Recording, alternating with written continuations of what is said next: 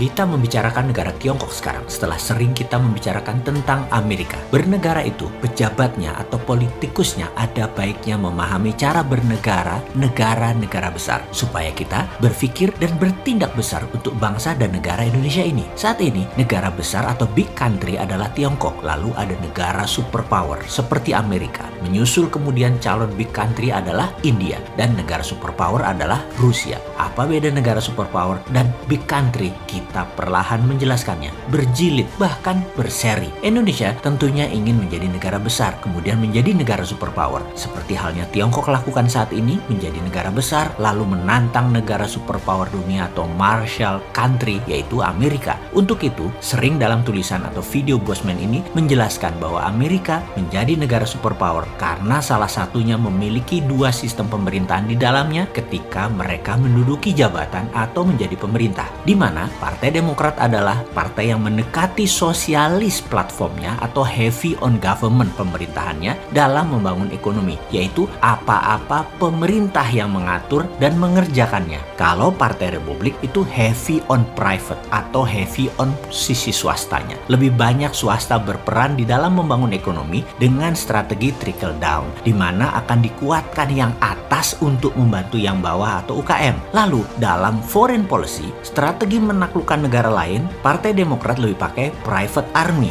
atau CIA atau intelligence operation. Sementara Republikan banyak konfrontatif langsung atau berperang terbuka dar der dor. Kemudian kekuatan bernegara lainnya adalah sistem demokrasi yang matang dengan electoral college di atas popular vote dan sistem konstitusi bernegaranya yang telah di-challenge, dites berkali-kali hingga matang sekali bernegaranya. Seperti sering saya informasikan dalam cara bernegara Trump yang di ujungnya masih ngotot dan bagaimana konspirasi Partai Demokrat untuk memenangkan Obama, Clinton, dan puncaknya saat ini memenangkan Biden. Saya memilih Trump karena kedekatan kebijakan ekonominya mendekati Mardigo Nation. Hampir sama kebijakan ekonominya, yaitu heavy on private. Saya ini bukan memprediksi Trump menang, namun kemenangannya ditebak oleh Bosman yang nggak begitu, karena itu mendahului kehendak rakyat Amerika. Apa bisa Bosman lakukan itu? Ya enggak lah. Tapi ada orang yang pendek akal, pendukung mata gelap komunis Tiongkok, benci Bosman, menganggap Bosman analisanya tidak tepat, goblok, dan tidak pantas didengar. Bagi saya, orang yang berpendapat seperti ini, saya akan mengatakan, sabar ya, orang goblok ini masih selalu belajar. Gak apa-apa kalian bilang goblok, dan saya berharap Anda terus komen, itu aja, sebanyak-banyaknya. Terima kasih ya, karena algoritma sosmed tidak melihat positif negatif isinya komen, tetapi banyak tidaknya komen tersebut. Jadi teruslah berkomen, walaupun menggoblok-goblokkan Bosman ini. Kembali ke Trump. Trump masih akan fight sampai sebelum dilantiknya Biden, adalah haknya Trump. Dan wajib saya informasikan bagaimana Pentagon melakukan blackout kemarin secara berbarengan di beberapa kota di beberapa negara seperti di Tiongkok, Italia, Iran, Jerman, UK, Pakistan. Ini adalah simbolik sekali. Pentagon mengingatkan negara tersebut, Anda mendukung Biden secara curang dan hati-hati ke depannya. Ada hukuman buat kalian. Puncaknya kemarin Minggu malam secara gosip-gosip, Trump dikatakan sudah menandatangani Insurrection Act of 1807 seperti informasi yang kita berikan sejak November 2020 kemarin. Jadi atau tidaknya martial law dalam sebuah executive order Presiden Amerika ini akan diterapkan atau tidak, siapa yang tahu. Ini semua bukan keputusan kita, namun di dalam bernegara, sebuah negara superpower, penting kita memahami juga atau penting kita untuk menirunya agar Indonesia bisa bernegaranya menjadi lebih baik ke depannya lagi. Jadi konstitusi Amerika seperti yang Trump lakukan sekarang sama persis dengan peristiwa di tahun 1864 di mana Demokrat juga melakukan kecurangan. Namun saat itu Presiden Lincoln menerbitkan Insurrection Act tahun 1807 ini yang berakibat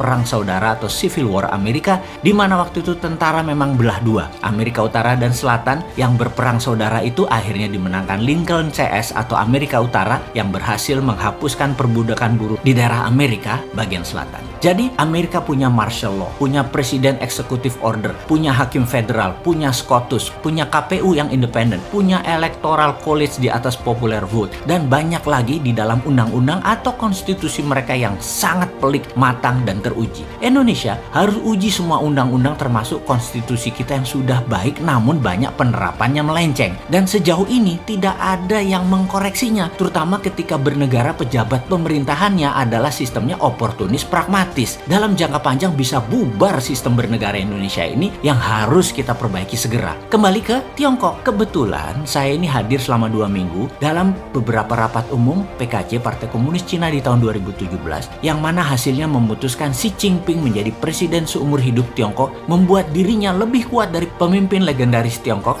seperti Deng Xiaoping bahkan Mao Zedong. Langkah Xi Jinping ke depan patut kita pertimbangkan matang-matang dan hati-hati. Oleh Xi Jinping, PKC Partai Komunis Cina adalah sebuah perusahaan besar. Negara Tiongkok adalah salah satu tool mereka. Komunisme juga salah satu tool mereka. Ideologi Partai Komunis Cina Tiongkok saat ini adalah BRI atau Belt Road Initiative atau juga disebut OBOR. One Belt, One Road. Semua jalan hanya satu, road to Beijing. Harus takluk dengan Beijing. Kembali lagi, jadi banyak hal di dalam bernegara dari negara lain harus kita pilih untuk Indonesia ini tiru yang baiknya agar kita menjadi negara besar dan menjadi negara superpower. Untuk Indonesia menang, kita harus banyak memahami dan membuat strategi jangka panjang. Kalau kita ingin menaklukkan Tiongkok, ingin menaklukkan Amerika, ingin menaklukkan Rusia, ingin menaklukkan India, sudah ada grand plan-nya, bos.